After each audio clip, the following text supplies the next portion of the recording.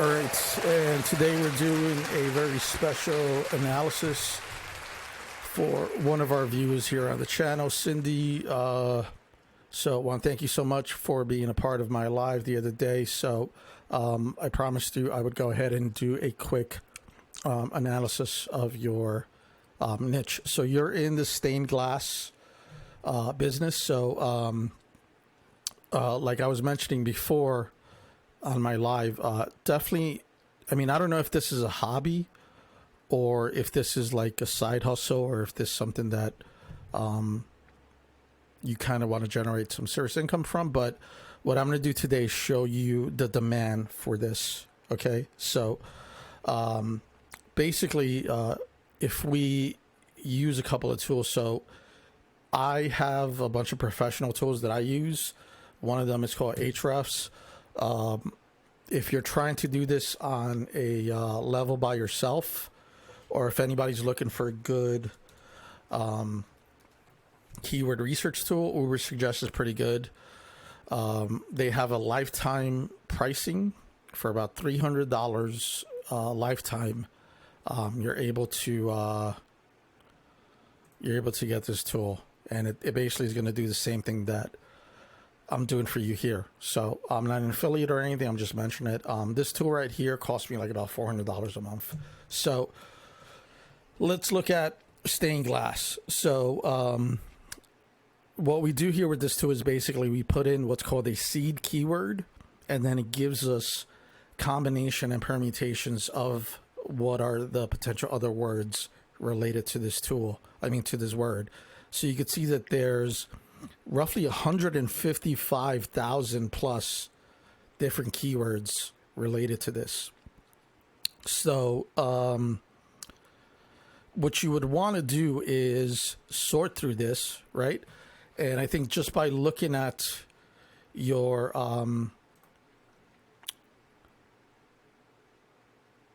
TikTok page, right? You have you know, this right here would be, I don't know what you would call this, but this is stained glass, right? So that's a lantern. Okay. Really nice. So really trying to understand what other products you're doing. This would definitely be a product that I would say would do very well on Etsy. So if we look at what are some of the keywords, like for example, stained glass lamp, that's a keyword that 8,000 people a month search for. Okay. If you do a search on Google, if you remember, I was talking about this on my live. What you want to do is if you find a keyword, do a search. And then if you're able to find this section called people also answer, once you have a website, you want to attach a blog to it where you answer these questions, because these are the questions that people that are looking for these type of lamps are asking. Now, this looks more like a Tiffany type of lamp, you know, which is the iconic lamp for this. So I don't know if this will be like the perfect one for you. Stained glass art. This one gets 7,000 people a month. So let's go ahead and do a search for that. Stained glass art. So this one seems, here you have stained glass 22-inch window panel. This seems a little bit closer to what you do. And you can see again, we have people also ask. So these would all be questions that you would want to go ahead and answer. And wouldn't you know it, who's at the very top of this? It's Etsy, right? So like I was mentioning on my live, and I'm going to try to be going live at least once a day. There's a couple of ways that you could show up on the first page of Google. And I mean, social media is great. It's a good way to kind of build an audience, and really having an audience is an asset. Okay. But in order to really monetize, if you're trying to sell a product, you need to have some sort of website or a platform that allows you to sell that. Okay. So in this example, Etsy would be a great platform for you to join. Now, Etsy spends hundreds, if not millions of dollars on advertising and also marketing their website. So they're definitely going to ask you for a percentage. But the way you should look at it is that's your marketing cost, because they're going to generate, if you do become a highly reviewed seller on Etsy, and by the look at your work, I mean, it's beautiful. I mean, this is beautiful.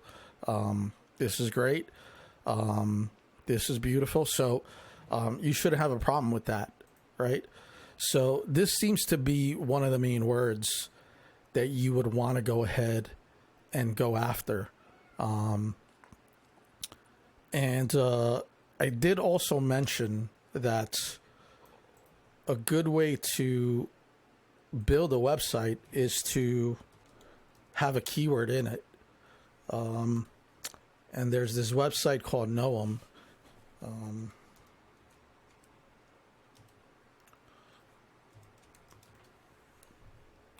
Okay. And you're able to put into this website kind of any kind of potential name that you want to go ahead and register it. And what it does, it searches the internet to find if there's a domain available for it. So you could see stainarts.com is for sale, but you probably wouldn't want to buy that. That'll probably be somebody that will be asking a lot. The .net is available.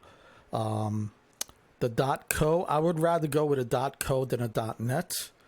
Or if you want it to be a little bit more creative, you could potentially add your name, right? So let's see, you have Cindy, right? So pretty sure there's nobody out there that has, let's see, I mean, I could be wrong.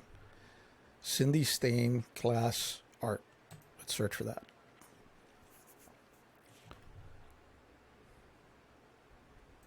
Okay.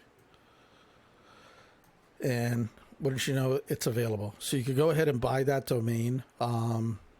Let's see. The Facebook is available. The Etsy is available. Okay. So that's great. You do not have the YouTube. So that would be something you would want to consider. But you do have a TikTok already set up. But the fact that there is an Etsy, that's a great thing to understand. So what I would say is, this would be a main keyword that you'd want to target. Your next steps would be to maybe start a website. I would recommend doing some research on that. If you want, jump on my lives. I'll do some research for you live. And then definitely jump on this platform because they are going to be able to, they're showing up at the very top right now. And if you're able to make videos, you should look at this for inspiration, because these are the questions that your customers are asking. Okay. What is stained glass painting called? Is stained glass an art or a craft? Is it hard to make stained glass art? You could do a whole video on that. Okay. And you would probably resonate with somebody that's interested in either getting into it or purchasing it. How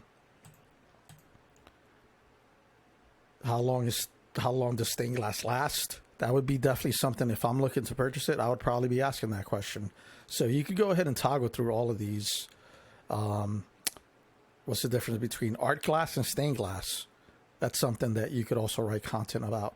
So I'm going to leave you with that. This would be your main keyword. If you're looking to get a similar analysis, go ahead and follow me and be on during my lives, and I'll be happy to go ahead and do something like this for you. So thanks so much, Cindy. Hopefully this helps you, and thanks so much again for your support. Have a great day. Take care.